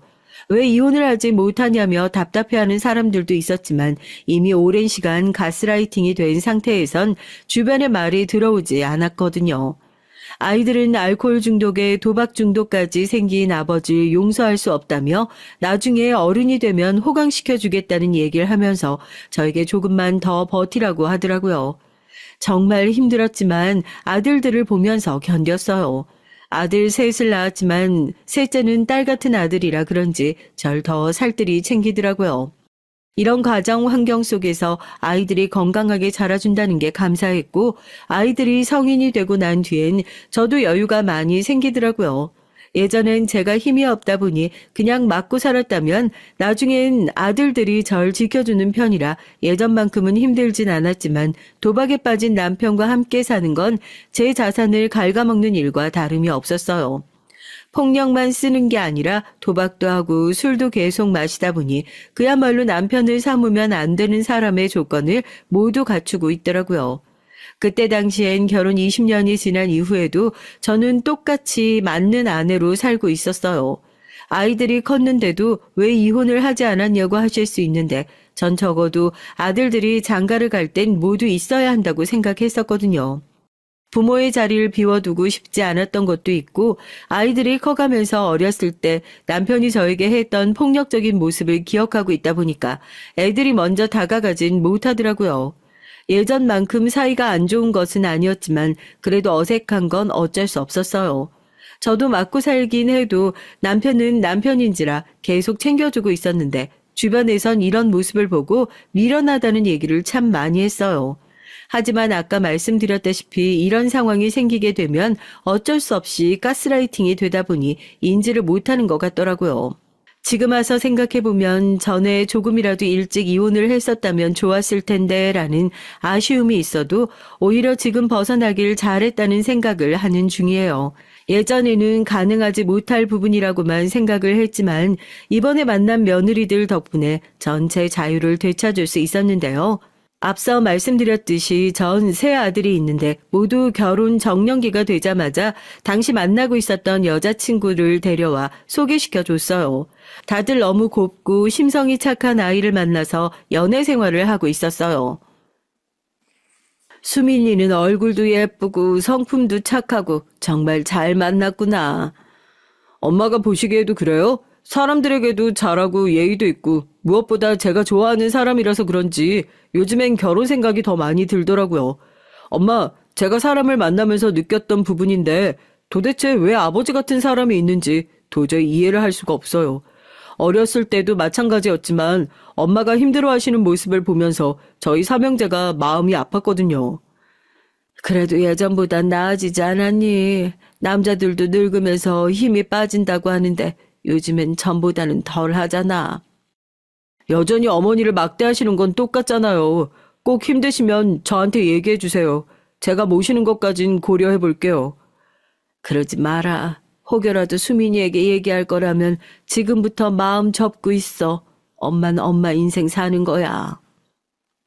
아들은 저에게 답답하다며 얘기를 했지만 사실 이미 오랜 기간 가스라이팅을 당한 저에겐 남편에게 떠날 수 없다는 생각이 박혀 있었기 때문에 오히려 아들들에게 피해를 주고 싶지 않았어요. 지금은 제가 말했다시피 예전보단 남편이 힘을 쓰는 일이 많이 줄어들었지만 그래도 여전히 술 심부름과 본인이 마음에 들지 않을 때 나타내는 폭력적인 성향은 달라지지 않아서 그건 저도 힘이 많이 드는 건 마찬가지였죠. 그렇다고 해도 이제 막 며느리로 들어오려는 아이들에게 이런 모습을 보여줄 순 없잖아요. 제가 첫째 아들 여자친구인 수민이를 만난 뒤 남편도 알아야 할 것 같아서 아들에게 결혼에 대한 얘기를 하라고 했는데요. 가족끼리 식사를 하는 자리에서 아들이 결혼을 하겠다고 하자 남편은 이렇게 얘기를 하더라고요. 나이는 몇 살이고 집안일은 잘하니? 요즘 애들은 집안일 남자랑 같이 해야 한다고 하는데 그런 이상한 소리 하는 앤 데려오지 마라. 뭐든 남자가 우선이 돼야 돼. 아버지, 이제 정신 좀 차리세요. 엄마가 그동안 얼마나 열심히 헌신하며 사셨는데 지금이라도 잘해주시면 안 돼요? 이게 어디다 대고 말대답이야. 지금 내가 뭘 잘못하고 있다는 거야? 나처럼 가정에 충실한 남자가 어디냐? 내가 바람을 폈냐 뭐랬냐? 그만해라. 밥상머리에서 이게 무슨 짓이야. 둘 다 그만해요. 네가 뭔데 끼어들어. 넌 빠져있어. 어디 옛날 같았으면 말도 못 붙이려니. 분위기가 안 좋아지자 둘째와 셋째도 가담해서 그만하란 얘기를 해주더라고요. 다행히 대화가 마무리될 수 있었어요. 그리고 제가 걱정했던 부분 중 하나가 그 전에 수민이가 이런 모습을 보게 된다면 과연 아들 말대로 결혼을 할까 싶더라고요. 걱정이 되긴 했지만 결혼하기 위해서 먼저 인사를 해야 했기 때문에 수민이가 저희 집에 오는 날에 긴장을 하고 있었어요. 하지만 제가 예상했던 것과 달리 남편은 정말 다른 태도를 보였어요. 그런 표정을 지을 수 있는 사람인지 처음 알았거든요. 항상 윽박을 지르면서 저한테 뭐라고 했던 남편이 아닌 친절하고 다정한 남편으로 돌아와 있더라고요. 마치 연애 시절의 남편을 보는 듯한 느낌이라고 해야 할까요? 저도 모르게 굳을 정도로 남편이 저에게 다정하게 얘기를 하는 것이 정말 적응이 안 됐습니다. 여보, 음식하느라 고생했어. 아, 이게 다 뭐야? 진수성찬이네. 수민이 온다고 이렇게까지 한 거야? 난 여보랑 결혼한 게 정말 이제 축복인 것 같아. 이런 맛있는 음식들도 먹고 말이야. 그래. 여보 입맛에 맞으면 다행이네요. 수민아, 어서 들어. 아버님이 정말 스윗하세요. 어머님께 정말 잘하시나 봐요. 어쩜 저렇게 다정하게 말씀을 잘하시는지, 태영 씨가 아버님께 많이 배웠는지 저한테도 엄청 스윗하게 잘해주거든요. 아버님 뵈니까 왜 그런지 바로 알겠네요. 아이고, 그래. 태영이 놈이 집에서는 통 말 수가 없어서 걱정이었는데 다행이구나. 많이 먹어라, 수민아. 그날은 첫째 아들도 저도 당황스러웠던 날이었어요. 사실 이렇게까지 분위기가 좋게 만들 줄 몰랐는데 남편이 드디어 정신을 차린 건가 싶더라고요. 처음엔 혼란스러웠지만 그 혼란은 오래가지 못했는데요. 수민이가 집에 가자마자 남편은 음식에 대한 트집을 잡기 시작했고 태영이에게 수민이 욕을 늘어놓기 시작했어요. 수시로 바뀌는 남편 기분을 맞춰주기도 힘들지만 아무래도 아들의 결혼이 달려있는 문제라 제가 살살 달래가며 얘기를 할 수밖에 없었어요. 아들은 그러지 말라고 했지만 그래도 좋은 상대를 찾았으니 결혼을 했으면 하는 게 부모 마음이잖아요. 아들도 이번 결혼을 놓쳐서는 안 된다고 생각이 들었는지 바로 상견례도 진행을 하게 됐습니다. 양가 부모님이 만난 자리에서 더 심하게 저에 대한 칭찬을 하며 본인이 좋은 남편이라는 걸 보여주기 식으로 행동을 하더라고요. 이후 상견례를 마친 뒤 결혼식이 진행됐고 식장에 가기 전부터 투덜거리는 남편을 달래느라 바빴네요. 둘째와 셋째는 취업 이후에 출가를 하게 됐고 그 뒤론 남편과 생활하면서 간혹 폭력적인 모습을 보이긴 했지만 그래도 견딜만 했어요. 사실 저도 나이가 들다 보니까 맞고 사는 거에 있어서 익숙해지기보단 요령이 생겨서 그 상황이 될 것 같을 땐 피하게 됐죠. 한 번은 남편에게 맞았을 때 그동안 저희 인생에 대해 한 번 더 돌아보게 되더라고요. 사실 전 괜찮다고 생각을 했지만 그런 게 아니었던 것 같아요. 아들들을 위해 살아야 했고 또 남편에게 대들다가 맞는 일이 허다하다 보니 나중엔 대들지도 못하는 상태가 되어버리니까 제 스스로 너무 작아진다는 생각이 들더라고요. 며느리들은 하나같이 저에게 너무 잘해주었고 무엇보다 아들들이 저를 더 찾아와서 챙기다 보니까 고마운 마음이 더 컸던 것 같아요. 그때까지만 해도 제가 맞고 사는 건 며느리들이 모르고 있었거든요. 하지만 얼마 지나지 않아 며느리들도 시아버지의 실체에 대해 알게 됐어요. 무언가 마음에 들지 않는 일이 있을 때 역시 아들들은 필요가 없다며 집에 찾아오면 윽박을 지르더라고요. 며느리들에게도 처음엔 잘해주다가 나중엔 본색이 드러나기 시작했어요.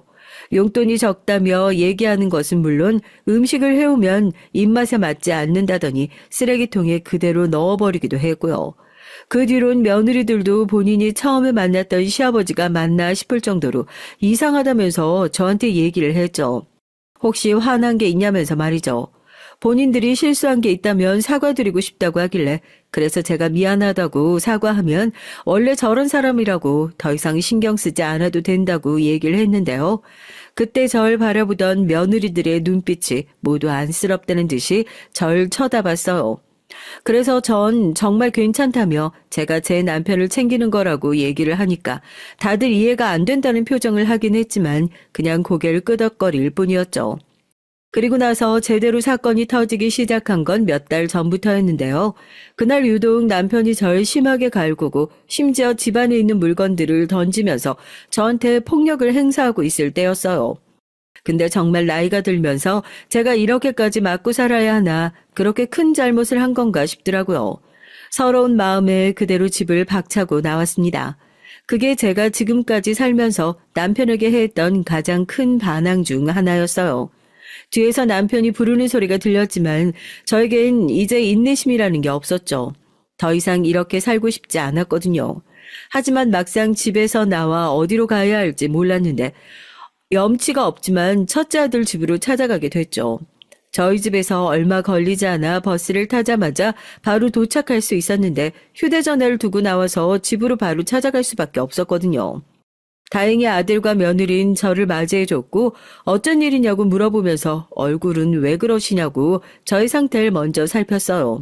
전 서른 마음에 부끄러운 줄 모르고 며느리 앞에서 펑펑 울며 이렇게 얘기를 했습니다. 난 더 이상 이렇게 못 살겠다. 네 시아버지가 매일 때리고 돈 달라고 하고 술상만 차려 달라고 하는데 날 여자로서 사랑해준 적이 없는 사람과 평생 함께 살 수 없을 것 같아서 뛰쳐나왔단다. 어머니, 그게 정말이세요? 그럼 그동안 아버님이 어머님한테 계속 그렇게 해오신 거예요? 며느리들 앞에선 철저하게 이미지 관리를 했지만 최근 들어서도 느꼈겠지. 아버지가 예전 같지 않다는 건 말이야. 그 본성이 어딜 가겠니? 어머니, 그동안 고생 많으셨어요. 아들 셋을 키우시면서 아버님한테 그렇게 대우를 당하시다니 도저히 참을 수 없어요. 절대 집에 들어가지 마세요. 저희 집에서 걱정 마시고 당분간 지내세요. 앞으로 어떻게 할진 제가 동서들과 얘기해서 말씀드릴게요. 고맙구나. 곧이어 아들과 며느리는 어디에 전화를 하는데 아무래도 남편인 것 같더라고요. 대화 소리를 들어보니 다시는 어머니를 볼 생각하지 말라는 아들의 목소리가 들렸습니다. 그동안 저도 많이 참았다고 생각해요.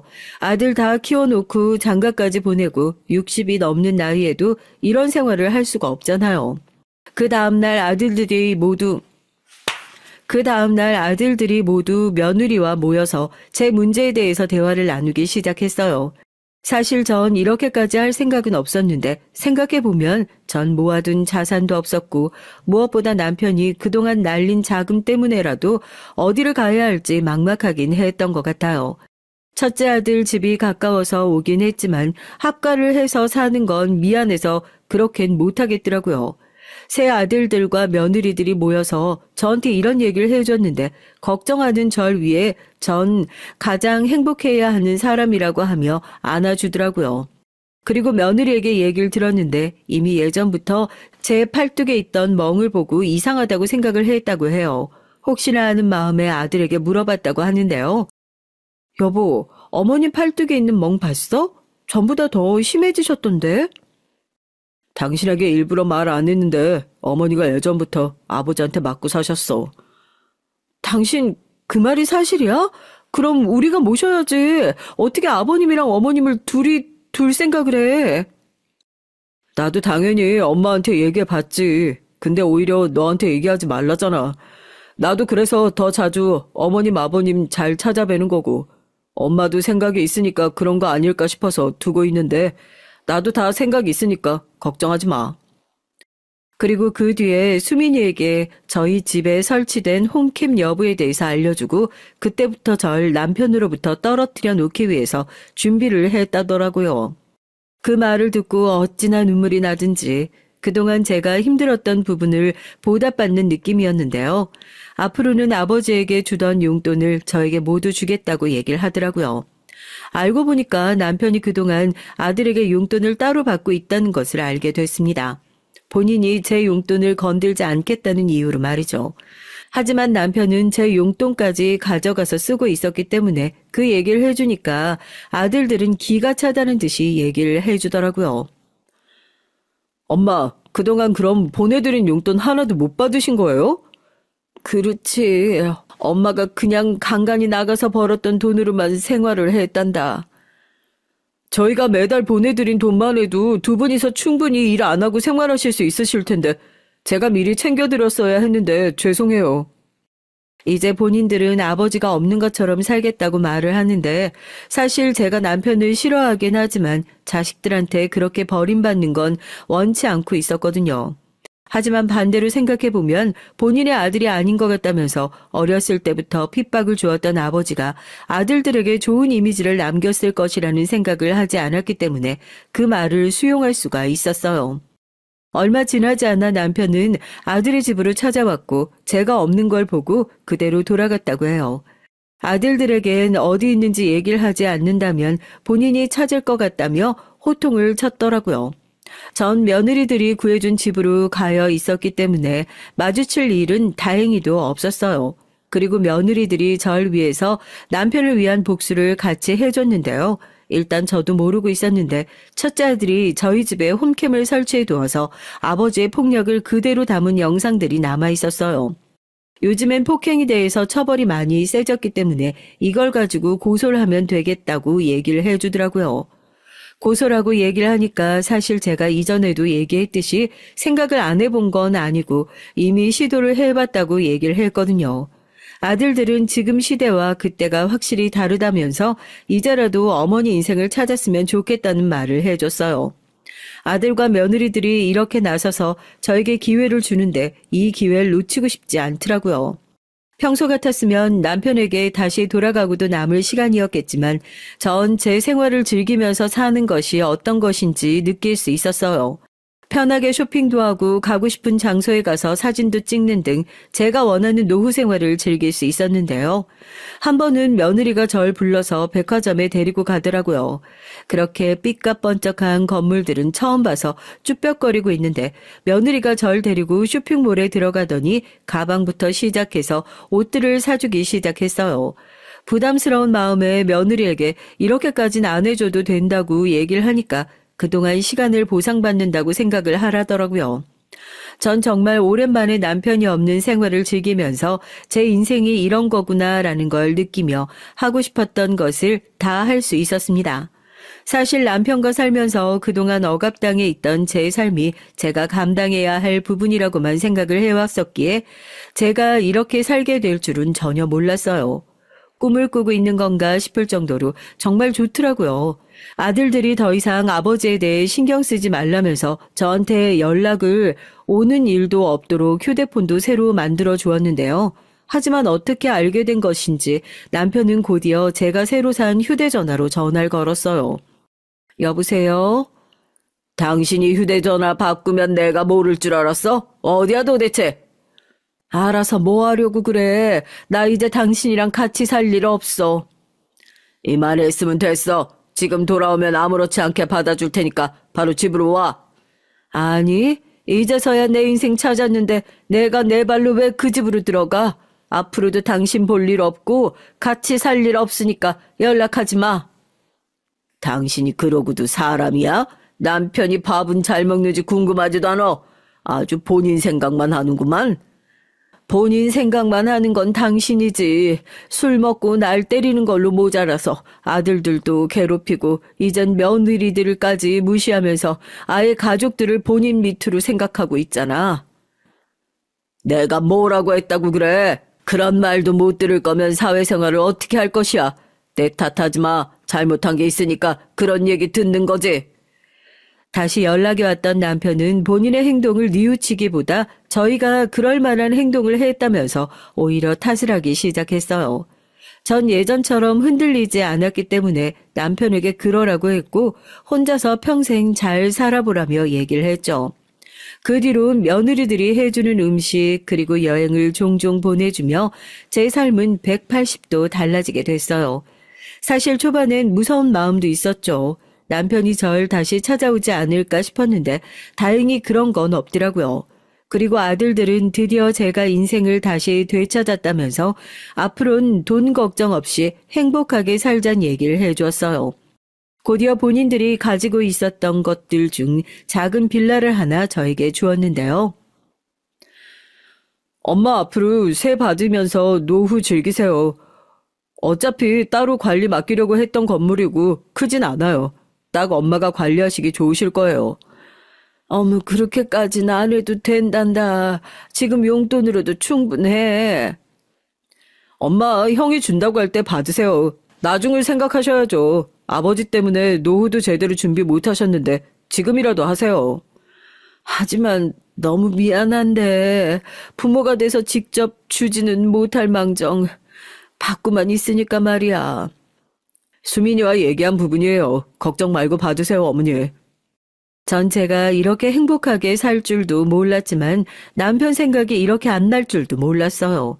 항상 가스라이팅을 당한 상태여서 뭐든 남편 걱정뿐이었거든요. 직접 이렇게 살아보니까 세상이 얼마나 좋은지 제가 그동안 해보고 싶었던 모든 것들을 하면서 잘 살고 있는 중입니다. 제 인생에 남편이 없는 나를 생각하게 될 줄은 몰랐는데 살아보니 그동안 우물 안의 개구리였나 싶어요.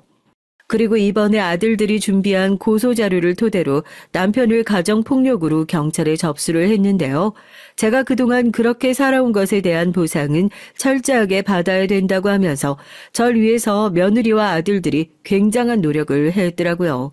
한편으론 너무 고맙기도 하고 또 저도 남편과 살았던 기억이 있다 보니까 짠하기도 했어요. 제가 무너지려고 할 때마다 아들들은 저에게 걱정하지 말라면서 오히려 절 다독여 줬습니다. 다시는 그때로 돌아가지 않아야 한다면서 말이죠. 그래서 저도 적극적으로 고소를 하기로 한 뒤에 조사를 받으면서 지냈는데요. 그때 남편을 보게 됐습니다. 남편은 아무리 미워한다고 하지만 제가 사랑하던 사람이었기 때문에 처음에 경찰서에서 만난 모습을 보고 저도 모르게 눈물이 왈칵 쏟아질 수밖에 없었어요. 살이 어찌나 빠졌던지 빼빼 마른 몸에 제가 생각하지도 못했던 모습으로 나타난 남편을 보니까 마음이 또 약해지더라고요.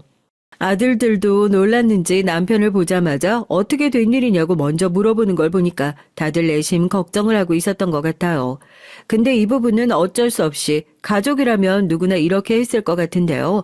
저도 모르게 마음이 약해져서 그날은 조사를 받고 집에 돌아가며 많이 울었던 것 같네요. 제가 아들들에게 정말 이렇게까지 해야 하냐고 얘기를 할 정도로 충격적이었으니까요.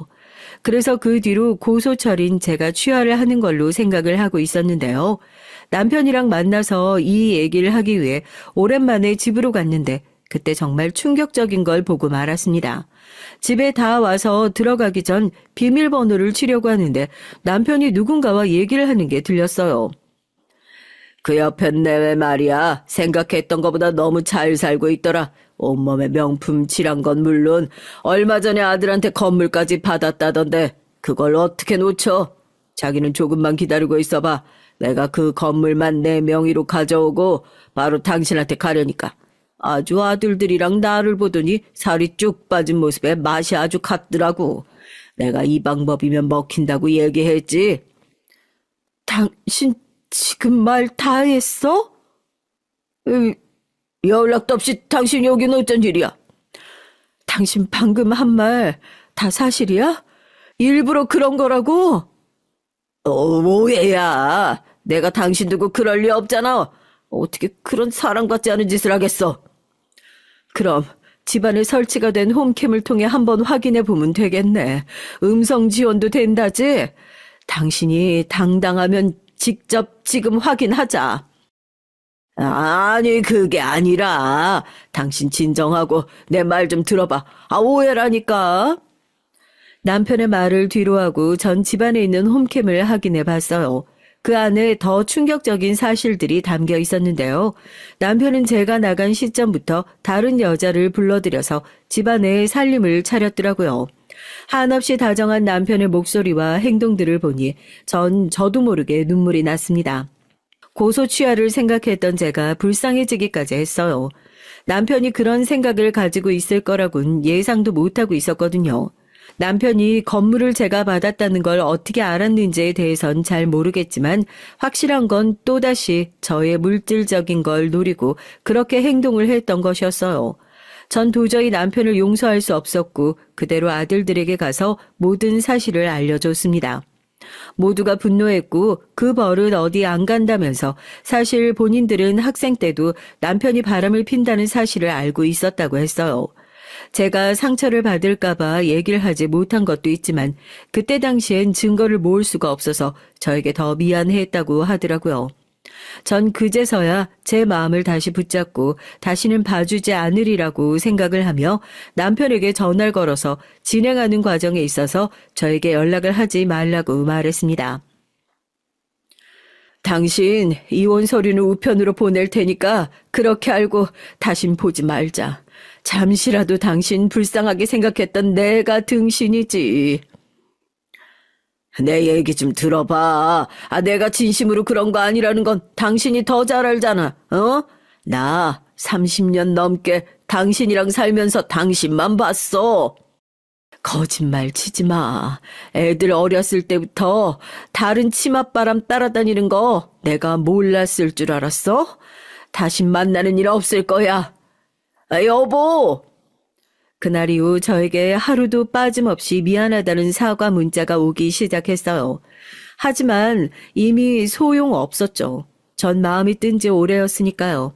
다시는 그에게 돌아가지 않을 것이라고 다짐을 하고 전 아들들과 며느리가 준 자산을 지키기 위해 변호사를 찾아간 다음 가정에 기여한 바가 없다는 것을 입증한 뒤에 남편을 제대로 고소할 수 있었습니다.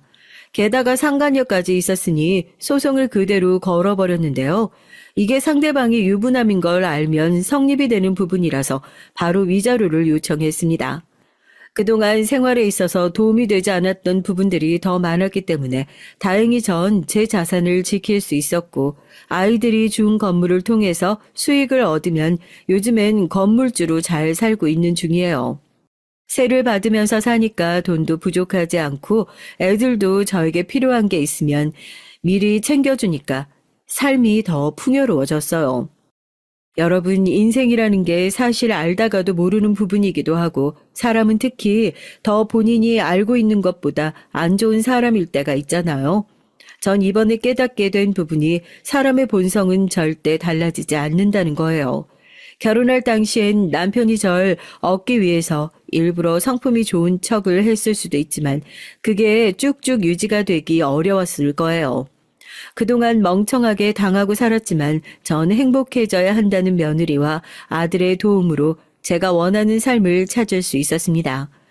게다가 남편이 머물고 있던 집은 저의 집이었기 때문에 그대로 처분을 해버리면서 남편은 길거리에 나앉게 됐어요. 전 절대로 남편을 다시 받아들일 생각이 없었기 때문에 당연히 오는 연락도 차단을 했습니다. 답답하게 굴던 저도 한순간에 돌아서면 이렇게 잘라낼 수 있구나를 느끼게 됐어요. 그동안 하루빨리 잘라버릴 걸 하는 생각이 들긴 해도 지금 이 생활을 되찾을 수 있게 도와주는 며느리와 아들들을 위해서 다시는 남편에게 돌아가지 않으리라 생각하고 지내고 있어요. 이혼 절차까지 다 진행이 된 뒤론 아들들은 갈 곳 없는 아버지가 걱정이 되긴 했는지 작은 원룸 하나를 구해줬다고 하는데요. 그 건물이 바로 제 것이거든요. 그래서 월세를 주지 않으면 바로 내쫓을 수 있으니 통쾌하더라고요. 이 사실을 알게 된 남편은 더욱 분노하며 저에게 달려들었어요. 하지만 아들들이 바로 제재를 했고 이 정도 시세로 들어갈 집이 없었던 남편은 제 세입자가 됐습니다. 제 인생을 되찾고 난 뒤엔 삶이 더 즐거워지고 주변에서도 많이 밝아졌다는 얘기를 듣고 있는데요. 그동안 만나지 못했었던 지인들도 만나면서 제가 있었던 일들을 전해주며 다들 미리 알아주지 못해 미안하다는 말뿐이었어요. 이렇게 사니 정말 좋은데 그동안 내 청춘을 모두 낭비한 것 같아서 슬퍼. 그래도 지금 이 순간에 감사하며 살려고 노력 중이야. 예. 네 남편 사람들 앞에서는 엄청 사랑꾼이잖아. 그런 사람이 폭력을? 아유, 사람 진짜 모를 일이다. 겉모습만 보고 일에서 판단하면 안 된다고 하는 것 같아. 맞아, 나도 내가 그러고 살 줄 누가 알았겠어. 게다가 가스라이팅까지 벗어나지 못했다면 난 맞아 죽었을지도 몰라. 그래도 며느리와 든든한 아들들이 있으니 앞으로는 승승장구하면서 잘 살자. 정말 다행이다. 단 1, 2년 사이에 저의 인생은 180도로 달라졌어요. 제 인생을 다시 되찾으면서 그동안 여행을 못 가본 곳은 거의 다 가본 것 같아요. 홍콩부터 마카오부터 시작해서 여기저기 다니다 보니 보는 눈도 생기고 얼마 전엔 남자친구까지 생겼죠. 제가 알기론 남편은 그날 이후에 따로 본 적은 없었는데요. 세입자로서 월세를 꾸벅꾸벅 주는 것은 물론 저에게 줘야 하는 위자료까지 주다 보니 매일 일을 하고 있다는 얘기가 들려왔어요. 자업자득이라는 말이 떠오르기도 하는데요. 남편에게 맞고 살던 절 구원해주는 며느리들에게 고맙고 또 한편으론 아들들도 저를 위해서 그동안 애써줬는데 너무 외면만 하지 않았었나라는 생각이 들기도 했어요. 항상 아들들이 이혼해라 신고해라 하면 무서워서 도망치던 제가 생각이 나는데요. 평상시 전 그런 소극적인 성격이었기 때문에 아직까지도 지금 이 상황이 꿈만 같게 느껴지기도 해요. 초반에 처음 맞았을 때 바로 이혼을 했다면 지금 전 어떤 인생을 살고 있었을까요? 지금에서야 이런 생각을 해봤자 달라지는 건 없지만 다행인 건 지금이라도 바뀌었다는 거예요. 아마도 남편은 저의 이런 행동들을 예상하진 못했을 겁니다. 항상 맞으면 피하고 숨어 있고 또 남편을 겁내하는 모습을 보면서 어찌나 즐거웠을까요? 지금은 돌아가셨지만 시부모님도 정말 원망할 때가 많았어요. 맞았다고 하면 본인의 아들 편을 들면서 항상 제가 잘못했다고 얘기를 하셨거든요. 그렇다 보니 저도 모르게 더 이상 어른들에게 얘기하지 않고 혼자 끙끙거렸는데 든든한 아들들 덕분에 이렇게 또 다른 삶을 살게 되네요. 얼마 전엔 손주들까지 생기면서 그야말로 행복한 생활을 하고 있는데요. 친구들도 이제 제 얼굴에서 귀티가 난다며 사람들이 어쩜 그렇게 달라질 수 있냐고 놀라기도 해요. 앞으로 전 저에게 잘하는 사람들에겐 잘하겠지만 절 무시하고 낮게 여겼던 사람들에겐 더 이상 호의를 베풀지 않기로 했어요.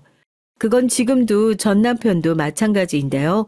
월세가 밀리는 순간부터 계속 연락을 해서 돈을 받아내고 있거든요. 남편은 그 건물이 제 것이 될 줄도 몰랐겠죠. 아마 알았다면 좋아요, 이혼하지 않았을 것이고 이 건물이 남편에게 넘어갔을 때 전 더 처참한 삶을 살고 있을지도 모른다는 생각이 들어요. 얼마 전엔 셋째가 절 찾아와 같이 여행을 떠난 적도 있는데요. 셋째 아들이 문득 이런 얘기를 하더라고요. 엄마, 제가 생각을 해봤는데 어떻게 보면 이 모든 것들이 형수 덕분에 가능한 일 아니었을까요? 그게 무슨 말이야? 네 형수들이 많이 도와주긴 했지만 형들도 날 적극적으로 도와줬는데 뭐 또 다른 걸 한 게 있나? 엄마가 가스라이팅 당한 것처럼 우리도 아빠한테 잡혀서 살다 보니까 이성적으로 생각하지 못할 때가 있었거든. 그럴 때마다 형수가 우리를 엄청 잡았어. 그게 정말이야? 네 형수들이? 엄마는 그렇게 살면 안 된다면서 본인들이 나서서 우리 도와준 거야. 그리고 그 건물 형 거 아니고 형수 거래. 몰랐는데 형수가 엄청나게 성공한 사람이더라. 둘째, 셋째 형수도 장난 아니야. 그중에서 첫째 형수님이 가장 대단하시더라고. 전 수민이가 한 번도 금수저라는 생각을 해본 적이 없었어요. 단지 열심히 일을 해서 번 돈으로 저에게 그렇게 선물을 해주는 거라고만 얘기를 했거든요. 셋째 아들이 얘기를 들어보니 왜 저에게 그렇게까지 했을 거라는 생각이 들더라고요. 그래서 직접 수민이에게 연락을 해서 물어봤어요. 수민아 잘 지내고 있니? 아긴 잘 크고 있고? 네, 어머니 어쩐 일이세요? 요즘 엄청 칭얼대요. 어머님 어떻게 아들을 셋이나 키우셨어요? 너무 힘드네요. 다른 건 아니고 셋째한테 들었는데 그 건물 원래 네 것이라며 그렇게 큰 걸 나한테 줘도 되는 거야?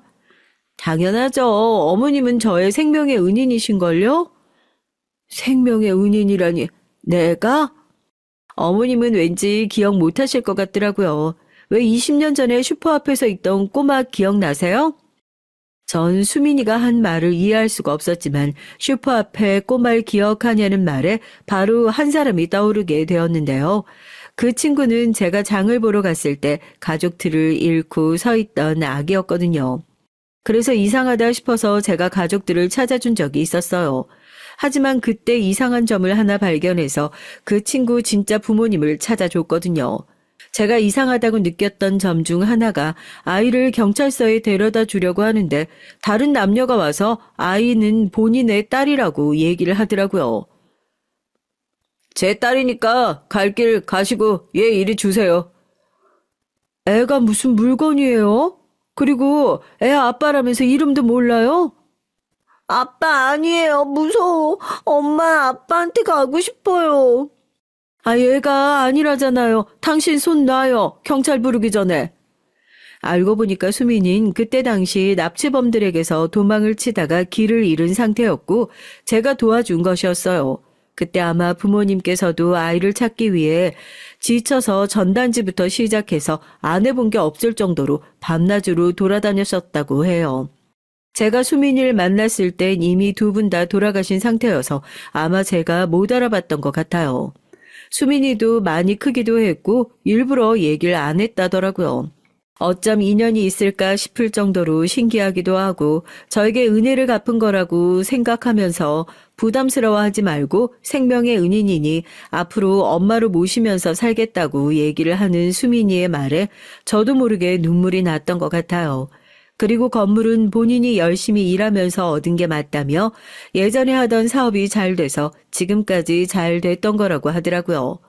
어머니 아버지가 돌아가시면서 남긴 유품이 있기도 해서 저에게 주는 건 어렵지 않았다더라고요. 오히려 절 처음 만났을 때 생명의 은인을 다시 만났다고 생각을 하니 어떻게든 제가 잘 살 수 있게 도와주고 싶었다 하네요. 그때 그 아이가 제가 살려준 아이라고 생각하니까 뭔가 인연이라는 게 참 신기하다고 느껴지게 되는데요. 아들도 결혼하고 이 사실을 알았다고 해요. 요즘에도 수민은 종종 시간이 날 때마다 절 찾아오며 좋은 관계를 유지하고 있어요.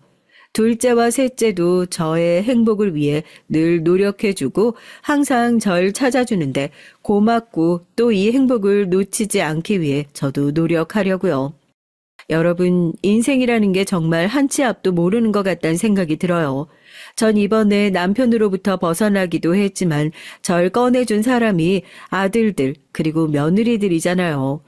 어떻게 이런 인연을 만났을까 싶기도 하고 특히 수민이와 더 깊은 인연이다 보니 더 신경이 쓰이는 것 같아요. 종종 남편이라는 작자가 연락이 오기도 하지만 그동안 단단히 마음을 정리한 전 절대 흔들리지 않고 있어요. 그리고 제 폭행과 관련해서도 벌금형이 떨어져서 아주 허덕이고 있다는 얘기를 들었는데요. 통쾌하기도 하고 앞으로 쩔쩔매면서 살아가는 모습을 볼 수 있으니 그동안 제게 했던 행동에 대해 벌을 받는 것 같아서 마음이 후련해졌습니다.